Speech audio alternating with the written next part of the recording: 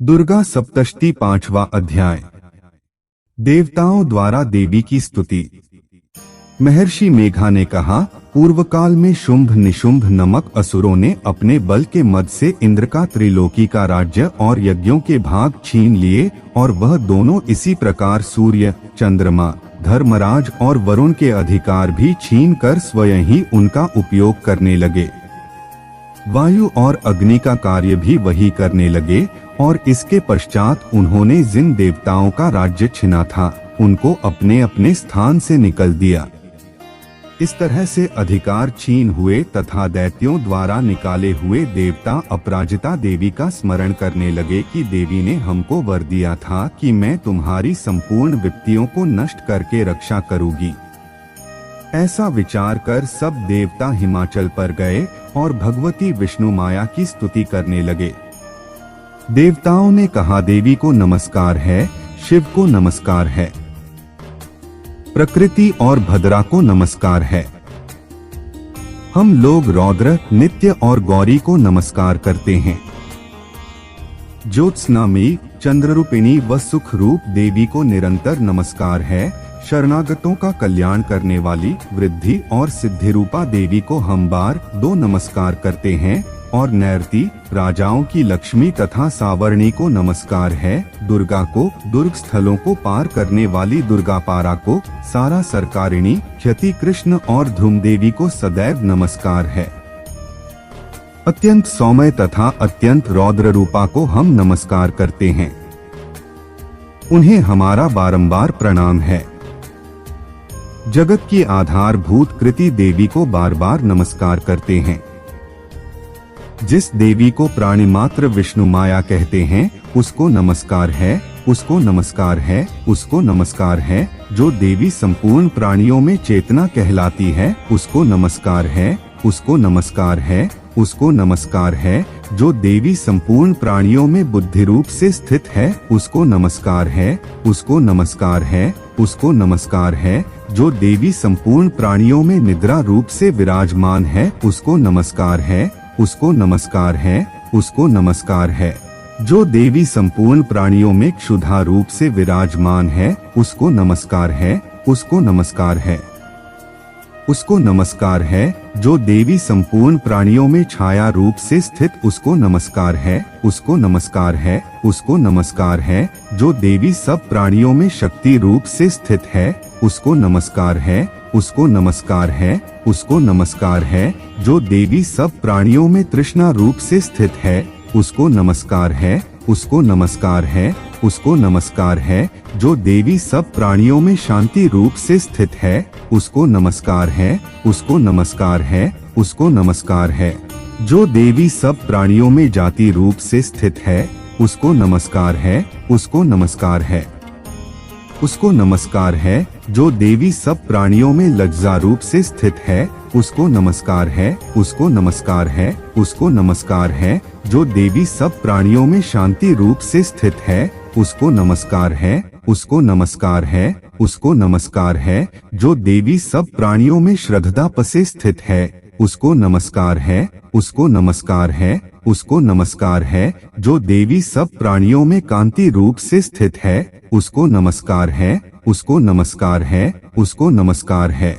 जो देवी सब प्राणियों में लक्ष्मी रूप से स्थित है उसको नमस्कार है, उसको नमस्कार है, उसको नमस्कार है। जो देवी सब प्राणियों में वृत्ति रूप से स्थित है उसको नमस्कार है, उसको नमस्कार है, उसको नमस्कार है। जो देवी सब प्राणियों में स्मृति रूप से स्थित है उसको नमस्कार है, उसको नमस्कार है, उसको नमस्कार है। जो देवी सब प्राणियों में दया रूप से स्थित है उसको नमस्कार है, उसको नमस्कार है, उसको नमस्कार है। जो देवी सब प्राणियों में तुष्टि रूप से स्थित है उसको नमस्कार है, उसको नमस्कार है, उसको नमस्कार है।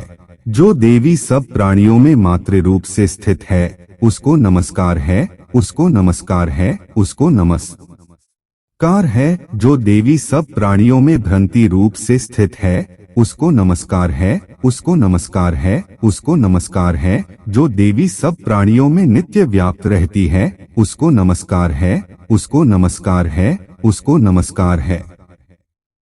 पूर्व काल में देवताओं ने अपने अभीष्ट फल पाने के लिए जिसकी स्तुति की है और देवराज इंद्र ने बहुत दिनों तक जिसका सेवन किया है, वह कल्याण की साधनभूता ईश्वरी हमारा कल्याण और मंगल करे तथा सारी विपत्तियों को नष्ट कर डाले। असुरों के सताए हुए संपूर्ण देवता उस परमेश्वरी को इस समय नमस्कार करते हैं तथा जो भक्ति पूर्वक स्मरण की जाने पर तुरंत ही सब विपत्तियों को नष्ट कर देती है, वह जगदम्बा इस समय भी हमारा मंगल करके हमारी समस्त विपत्तियों को दूर करें।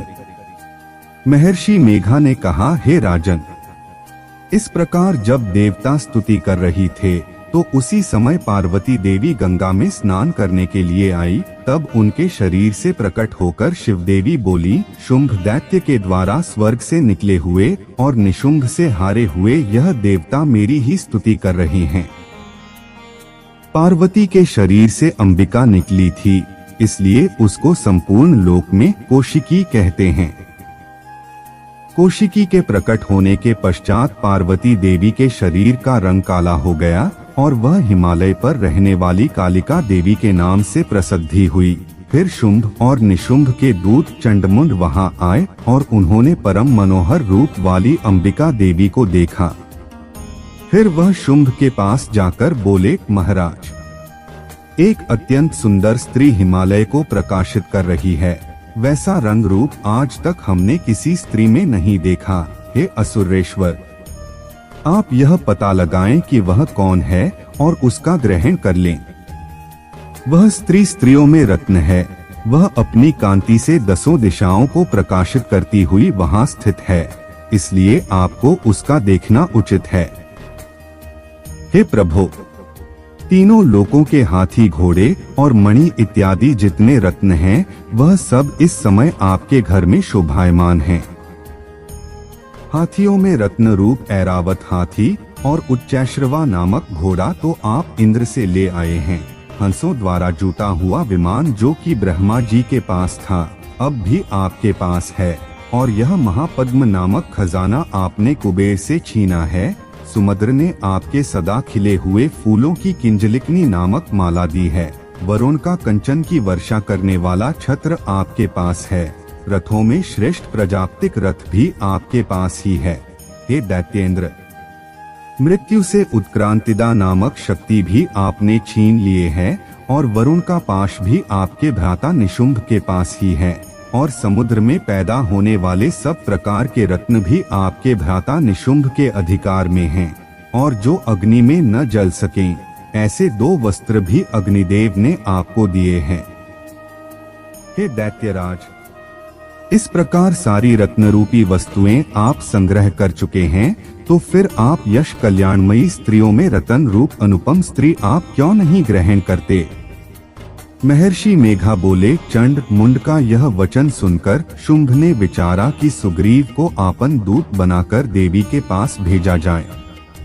प्रथम उसको सब कुछ समझा दिया और कहा कि वहां जाकर तुम उसको अच्छी तरह से समझाना और ऐसा उपाय करना जिससे वह प्रसन्न होकर तुरंत मेरे पास चली आए। भली समझाकर कहना। दूत सुग्रीव पर्वत के उस रमणीय भाग में पहुंचा जहां थी। कहा, देवी, दैत्यों शुंभ जो इस समय तीनों लोकों स्वामी है, मैं हूँ और यहाँ पास हूँ। संपूर्ण देवता उसकी आज्ञा एक स्वर से मानते हैं। अब जो कुछ उसने कहला भेजा है वह सुनो। उसने कहा है, इस समय संपूर्ण त्रिलोकी मेरे वश में है और संपूर्ण यज्ञों के भाग को पृथक पृथक मैं लेता हूँ। तीनों लोकों में जितने श्रेष्ठ रतन हैं वह सब मेरे पास है।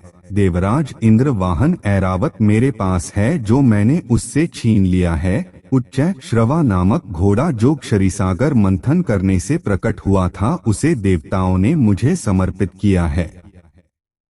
हे सुंदरी, इनके अतिरिक्त और भी जो रतन भूषण पदार्थ देवताओं के पास थे वह सब मेरे पास है। हे देवी, मैं तुम्हें संसार की स्त्रियों में मानता हूँ क्योंकि रत्नों का उपभोग करने वाला मैं ही हूँ। हे चंचल कटाक्षों वाली सुंदरी, अब यह मैं तुझ पर छोड़ता हूँ कि तू मेरे भाई महापराक्रमी निशुंभ की सेवा में आ जाए। यदि मुझे वरेगी तो तुझे अतुल महान ऐश्वर्य की प्राप्ति होगी, अत तुम अपनी बुद्धि से यह विचार कर मेरे पास चली आओ। महर्षि मेघा ने कहा, दूत के ऐसा कहने पर संपूर्ण जगत का कल्याण करने वाली भगवती दुर्गा मन मुस्कुराई इस प्रकार कहने लगी, हे दूत, तू जो कुछ कह रहा है वह सत्य है और इसमें किंचित मात्र भी झूठ नहीं है। शुंभ इस समय तीनों लोकों स्वामी है और निशुंभ भी उसी की तरह पराक्रमी है, किंतु इसके संबंध में मैं जो प्रतिज्ञा कर चुकी हूँ उसे कैसे झुठला सकती हूँ। आथ तूप मैंने जो प्रतिज्ञा की सुनो। जो मुझे युद्ध में जीत लेगा और मेरे अभिमान को खंडित करेगा तथा बल में मेरे समान होगा, वही मेरा स्वामी होगा। इसलिए शुंभ अथवा महापराक्रमी निशुंभ यहाँ आवे और युद्ध में जीत कर मुझे से विवाह कर ले, इसमें भला देर की क्या आवश्यकता है। दूत ने कहा, हे देवी, तुम अभिमान में भरी हुई हो, मेरे सामने तुम ऐसी बात न करो। त्रिलोकी में मुझे तो ऐसा कोई दिखाई नहीं देता जो कि शुंभ और निशुंभ के सामने ठहर सके। हे देवी, जब अन्य देवताओं में से कोई शुंभ व निशुंभ के सामने युद्ध में ठहर नहीं सकता, तो फिर जैसी स्त्री उनके सामने रणभूमि में ठहर सकेगी। जिन शुंभ आदि असुरों के सामने इंद्र आदि देवता नहीं ठहर सके, तो फिर तुम अकेली स्त्री उनके सामने कैसे ठहर सकोगी। आथ तुम मेरा कहना मानकर उनके पास चली जाओ, नहीं तो जब वह तुम्हें केश पकड़कर घसीटते हुए ले जावेंगे तो तुम्हारा गौरव नष्ट हो जाएगा, इसलिए मेरी बात मान लो। देवी कहा, जो कुछ तुमने कहा ठीक है। शुंभ और निशुंभ बड़े बलवान है, लेकिन मैं क्या कर सकती हूँ, क्योंकि मैं बिना विचारे प्रतिज्ञा कर चुकी हूँ। इसलिए तुम जाओ और मैंने जो कुछ कहा है वह सब आदर पूर्वक असुरेंद्र से कह दो, इसके पश्चात जो वह उचित समझे करें। 5वां अध्याय